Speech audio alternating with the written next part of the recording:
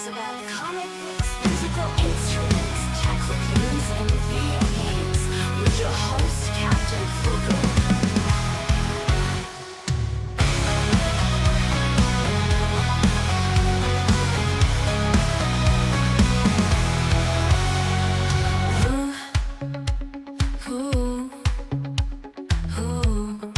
Welcome back, comic book fans, and welcome back to the channel.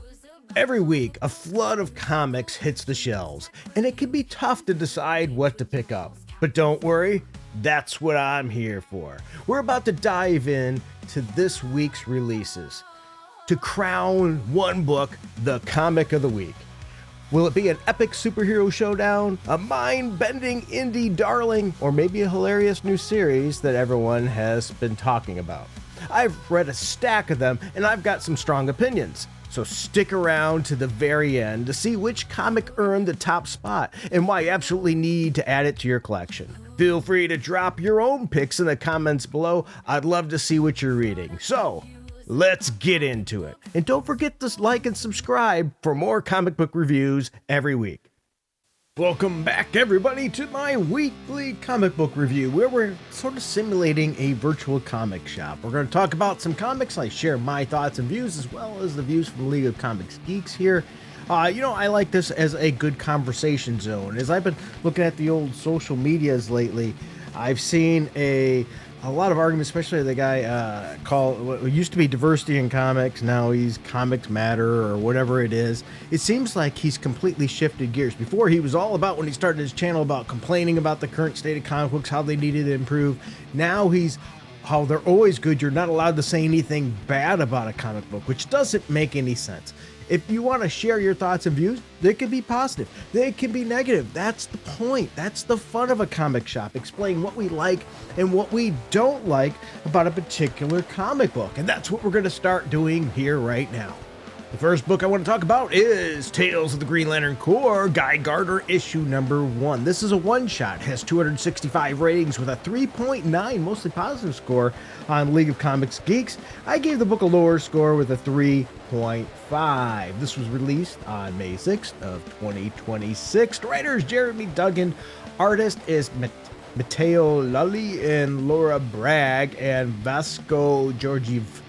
Which, I butcher those. Anyway, this issue follows Guy Gardner during a period where he's acting even more erratic and paranoid than usual. And this is Guy Gardner, so that says a lot. The plot is framed by this guy Zardom. He's an agent of the Green Lantern Corps for their internal affairs. Because remember, Green Lantern is like a police group for the universe. And he's documenting Guy's alleged misconduct, the goofy things he's been doing. He believes Guy has lost his mind, particularly after he is seen dumping alien corpses at the source wall and liberating a planet of enslaved Dragonites, which I could never pronounce these things right. And mostly because one, I should say, owed him money. So Internal Affairs recruits John Stewart to track Guy and talk to them, which of course leads to a fight scene. That has to happen, right? Well, as we start to see Guy appearing to be off the rails regarding his suspicions about Manhunter androids, it turns out maybe there's more merit than what was originally thought. Pretty fun issue here. Guy does take too many nut shots. Poor Guy is never going to be able to have kids at this rate. There's also some good Scooby-Doo humor here. It's a decent story with decent art, and the covers are pretty well too that are available for this. If you're a Green Lantern fan, you might like this. If you're not into Green Lantern or you don't like Guy Gardner, this is the one that you would skip. Next, let's talk about JSA issue number 19. Yes, 191 ratings with a 3.8 score on League of Comics Geeks, and I gave it close with a 3.6. The writer is Jeff Lemire, and artist is Diego Arletugami, which anybody knows. Once again, I butcher names. Anyway, this story is going to pick up after the aftermath of the Justice Society's battle with the Injustice Society, as the team attempts to regroup and lick their wounds after the beating they've taken from the cosmic threats and all that. Well, anyway, the Spectre has changed people here with Kid Eternity, and their calamity ensues. So you're going to get a lot of the old guard in this issue with Alan Scott, Jay Garrick, as well as some of the new ones like Stargirl, personal favorite of mine, and some other characters here too. So the JSA finds themselves outmatched by this new Spectre's raw power. So it's a high stakes issue and overall a lot of fun. But let's look at what some other people are saying about this issue too as well. Here is a 3.5 star. I really like DC's roster of legacy characters, which is why JSA is such a fun book for me. Yeah, that's a good one. Though I wish the title wasn't just JSA. It should be Justice Society of America with the initials emblazed on a shield. Okay, little throwback to the old school there. Let's look at a 4 star. And the JSA is back. As much as I loved year 1, it feels good to be back on track with the JSA. So, okay, they're liking that transition. Let's look at a 4.5. Well, dang, as someone who only opened up to the idea of legacy characters very recently, I really enjoyed this book. I think that's partly because the OG characters were there in their ghostly forms. Yeah, a lot of people like those old school characters I have as well, but not everybody. Let's look at this 2.5 star review. Mixed bag. I don't really care for Kid Eternity, and the Tyler Jesse thing still feels surreal. Like Lemur just needed some drama for no particular reason. Spectre's never been one of my favorites either, so it's hard for me to get hyped about that. But you know what? I guess that makes sense. If the book has a focal point of a character you don't care for, well, there you go. And let's look at one more negative with the 2.5 star. The pacing on this effing book is mind-boggling. Lemur continues to write for the trade. We're going to approach the late 20s in issues-wise, and we have only had 3 painfully mid-arcs. So clearly that person isn't liking it. A little bit of an outlier. The book has a lot more high ratings with 4 stars than others. So if you like the JSA, you might want to check this book out too.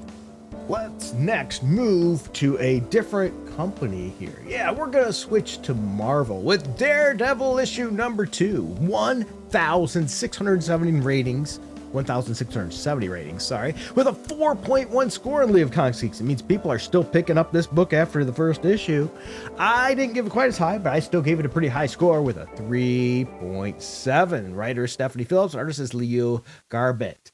And wow, this issue follows the aftermath of Matt's first encounter with the mysterious new villain Omen, as he got his butt kicked, if you recall. He just couldn't read his moves and things. So much of this issue here is going to explore Matt's new life as a college law professor. Yeah. So, and it has an interesting dynamic and discussion here that they're going to have about contracting. So the writer actually has some knowledge of contracts. So that was nice to see, though there is some, I mean, I'm sure they didn't get in all the particulars because minors can contract. It's just in most states and for most situations, minors can choose to get out of that contract if they choose so, with some exceptions for things such as necessities. But that's probably going a little farther than you need for a comic book. I was just happy to see that this person had some contract general knowledge here. So Matt's reeling from that fight with prophecy regarding getting this prophecy of his own death, I should say. I'm sorry. And he's going to have to contact Foggy to cover his classes, but Foggy doesn't want to because he's been through a lot, and I get that. But by the way, also at the end, you get a surprise guest of none other than Spider-Man. This comic book has some pretty cool covers as well. I enjoyed it. And looking at the other reviews, a lot of people have as well. I'm seeing a lot of 4-star reviews, but here's a 3-star. Let's see with something that runs a little different. It is good. Yes. Does much of anything happen in this issue? Not at all. It's better than the newer stuff I've read from the big two of late. Do I feel like the scene being set is solid, but the issue could be classified as a bit of a fluff and filler, though, with a contractually obligated appearance of another silver screen Marvel hero. So they think he was just shoehorned in. Maybe, that could be. I also get a 4-star. This was a good continuation from last issue, although it did feel a bit short in comparison. I would have liked to have learned more about Omen in this issue, the character that kicked Daredevil's butt. The mystery has set up as very intriguing. Let's look at one that's giving this one a almost 5 stars, 4.5. This is a really good issue. I love Lee Garbett's art and the way he draws Daredevil. I do find that the cover of this was pretty interesting, and the interior art was good as well. The story is very compelling. It has a really nice vibe. Yeah, okay, so people are enjoying this. If you like Daredevil, this might be a jumping on point for you too.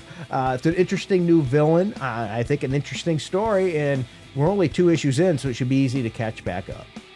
Next, let's talk about The Amazing Spider-Man issue 28 with 464 ratings, 3.7 score on League of Comics Geeks, and I gave it a 3.5, almost as high. Now, this is pretty low review numbers for Amazing Spider-Man. I think the previous story outlines we've had have done a lot of damage to the sales of the Amazing Spider-Man. But I will say, this cover I think is really cool. I like this cover. Hopefully it'll pull some people in. There's some alternate covers that are nothing really that special, but this one I think is pretty cool. Writers Joe Kelly and pencilers Corey Smith and Francesco Manna. And, well, this issue serves sort of as an epilogue to the Death Spiral event. It's going to continue after that. And after a long absence from Earth, Peter, is reflecting all these things that have recently happened. He had that long absence of Earth, came back, had that immediate brutal battle involving Torment, Venom, Carnage, and all that. And his life is in shambles. So the central plot involves here also a connection, if you will, to the time paradox story from the 8 Deaths of Spider-Man, which I did not like in the first place, which is back in, I think, well, that came in 2024, wasn't it? And Peter realizes that he has to fulfill this magical time loop that he created to save Earth. Not a very gripping story, in my opinion, right off the bat.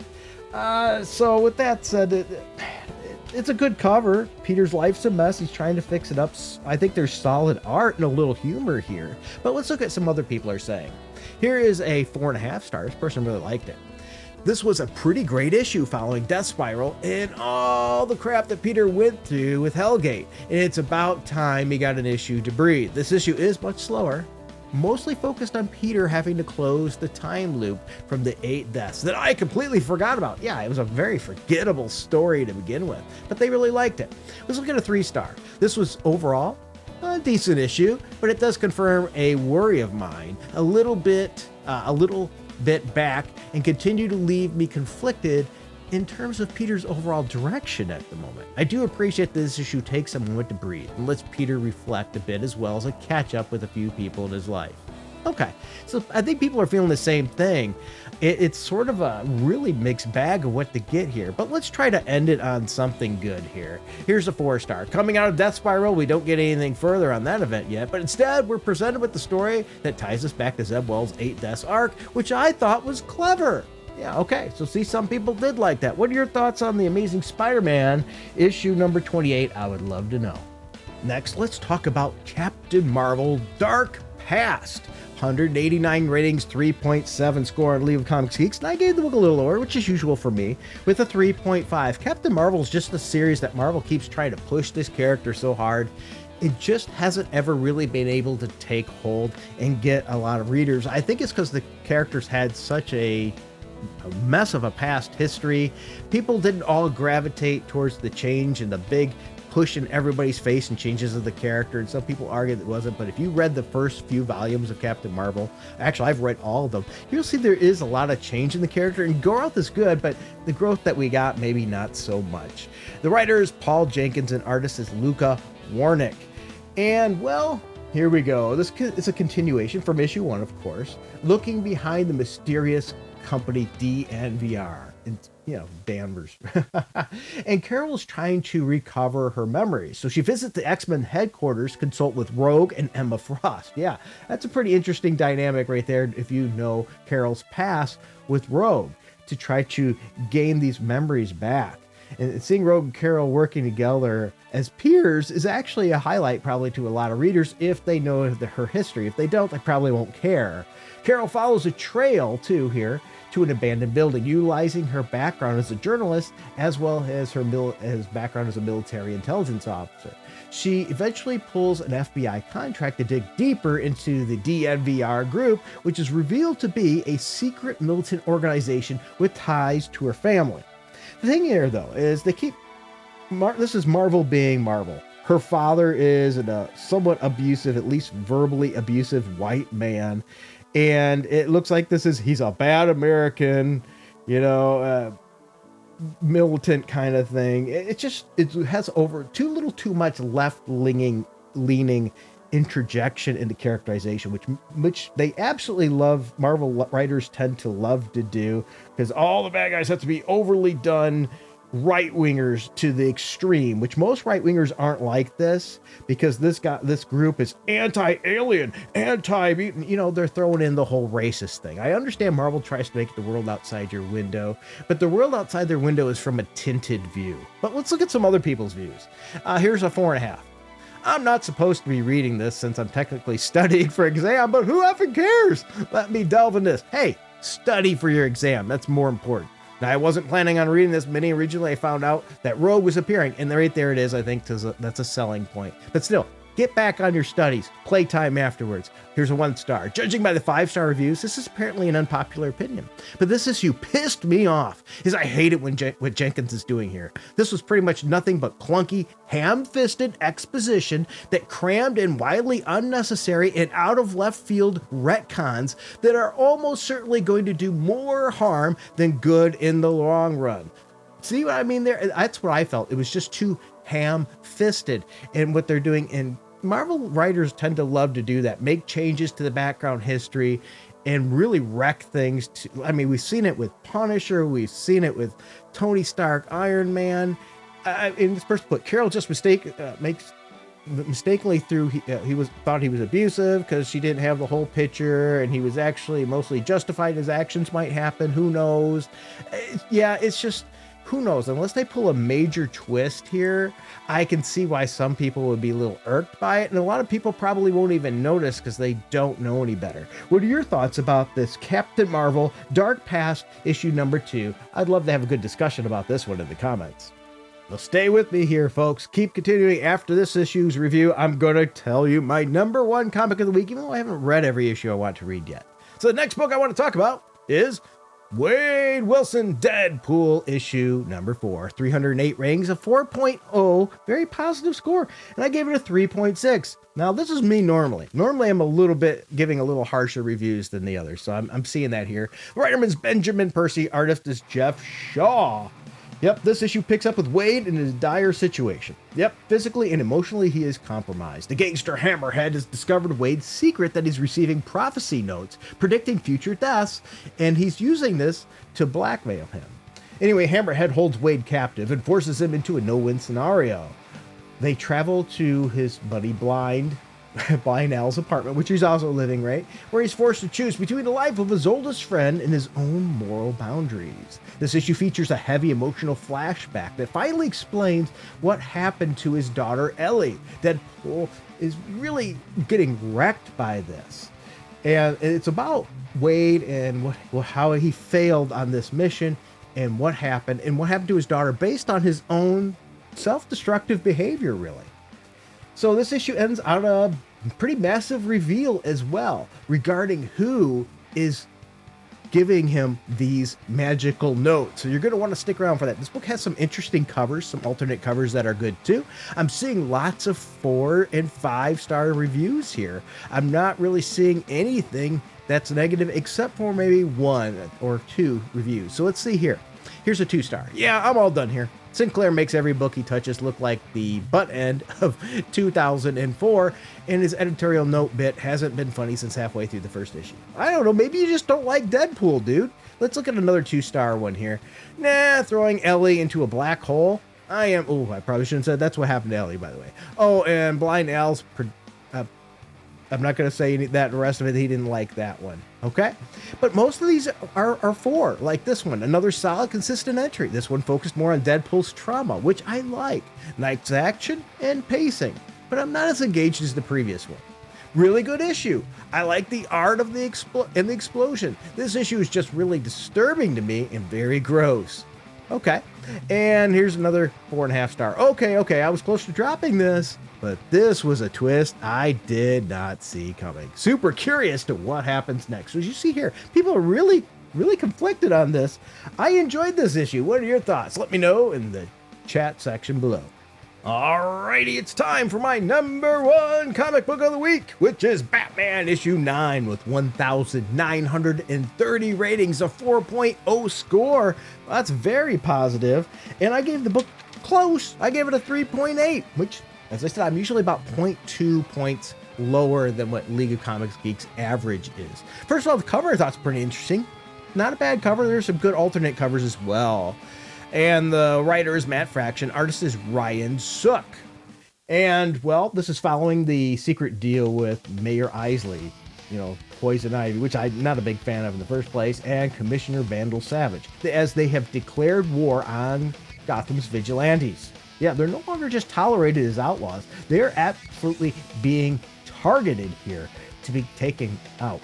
So Savage initiates the Operation Peregrine, deploying brutal Tuco squads. These are special anti-vigilante tactical units that are all set to hunt down Batman. And they're going for all their kinds of hideouts and caches of things that they're trying to find and take out all the resources. So what we have is the Batman team here trying to recoup what they can and get out safely. There's decent cover art here. I think this is a good cover to grab attention. Batman's entire family's in trouble here, and this is going to segue into the new story arc, if you will, for Barbara Gordon, because she's going to get caught. We all know that. They have her next series or whatever. She's going to be in prison or whatever. But here's the thing. It's part of the plan, and they've really pushed that in this one. Trust the plan, Bruce says. Trust the plan. And he's trusting his family, too, as he gives Damian a key job that he was going to do himself. Decent art and decent story here. I'm really enjoying it. That's why it's my book of the week, but let's look at a couple other people here. Here's a 4-star. This was a pretty good issue. Still absolutely loving what Fraction's doing here. It's a real treat to see all this unfolding. Yeah, very cool there. I continue to love just how wide the vision for Gotham is. Yeah, okay. Let's look at this 4.5-star. Surprised at the relative low ratings, though. I found this to be an extremely solid issue. Fraction really knows how to build a background story arc, and I'm calling it now. The elements from his first standalone issues are all going to culminate here into larger story threads. Let's look at another one here. Here's a lower one, a 3-star. I realized I tend to prefer the issues that focus around one primary event or plot line rather than juggling too many threads. Given the pacing problems I've had with this run, this issue's definitely flowed nicely for me in that sense, though I do wish it was longer. Okay, let's see here. Here's a 2.5-star. I think it's the lowest one I can find so far. Let's see, it says, this was a little underwhelming in a combination of things I enjoyed and things I disliked. The buildup was bigger than the fall, and things happened faster than I liked. My main problem is the repetition of the Damian-Bruce conflict, something we've been through 100 times before. Can they create a new engaging conflict between father and son? I don't see the conflict here. I see the opposite. Batman said, hey, Damian, I am going to give you what I was going to do because I have that much trust in you. So I don't see that. I think that's the culminations came. He said, I trust you. And so I don't understand where that reader's coming from. Maybe somebody can share that with me in the comments here. Overall, a lot of good scores here. If you haven't been reading Batman, it might be time to. I've been enjoying it, and I think you will too. And that's why that is my comic book issue of the week. Thank you everybody for watching this video. Please be sure to like, subscribe, and I have some supporters of this channel. Without them, I'm telling you, this channel would not be possible. They have been fantastic in long term. Now we would love to have some other supporters come join on our Patreon or Subscribe Star. You're going to get special content that's just for you, some reviews that nobody else gets, some special videos. You get a backlog of music, background tracks that you can use just to listen to or use for your own videos, because I made sure you're not going to get copyright issues with that. And that's original composed music and recorded by myself. So come join. We even have a Discord. You could come in there in the Captain Frugal Discord and have chats there too, where we have comic book chats, music gear chats, and I just created a new thing for Marvel Puzzle Quest fans, because I have a Marvel Puzzle Quest group that I'm in, and somebody wanted to have a Discord chat opening for that, so I created a thread on that for that game as well, for sharing things like how to beat certain events or just gripes. Who knows? But let's have this fun in this comic book virtual reality here. Let's not be like some of these other YouTubers, which I don't get. I think he was D&C, whatever they call them now, Comics Matter, was utilizing negativity to generate tons of people and get growth on his channel. And after he got that, he goes, well, I'm going to abandon that because I'm not growing the channel. So now I'm going to pretend that I'm all for every comic out there. And anybody that has a disagreement with him on a comic book, he has to treat like absolute crap. I don't have any issues with this guy personally. Actually, I've had some very good back and forth with him. So I hope he doesn't feel like I'm attacking here, because I'm not. But I just don't understand the term. But why can't other people have their opinions too? Why you got to act like that? Can't we all be in that space? Say, you know what? Maybe say, I think you're more negative than you need to be. Can we try, let's focus more on the positive rather than just call him out and make names at him and all this crap. I think maybe the switch is disingenuous. It's because his channel stopped growing and he realized he alienated half of his content viewers possibly. And so he's now trying to grab those other ones. I'm really speculating. I could be completely off base here. I wish the guy all the best. I wish everybody in the comic book spectrum all the best. Let's have a lot of fun. Thank you everybody for your time. Soapbox is over. Until next time, keep it frugal.